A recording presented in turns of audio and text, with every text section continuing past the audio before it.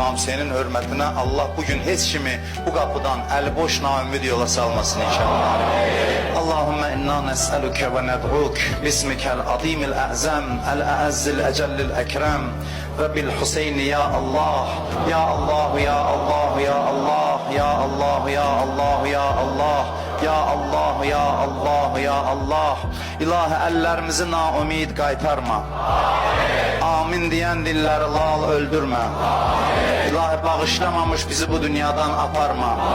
İlahi bu əzadarlığı bizden kabul elə. İlahi bu məclisdə iştirak edenlerin ürəklərində ne hacətləri var, İmam Hüseyn'e xatir hacətlərimizi rəva elə. İlahi bütün xəstələrə, nəzərdə olan xəstələrə şifayı acil mərhəmət elə. Dünyanın her yerinde İmam Hüseyin'i yad edenlerin hamısını dünya ve ahiret İmam Hüseyin ağadan ayrı salma. İlahi bizi bundan artık birbirimize mehriban elə.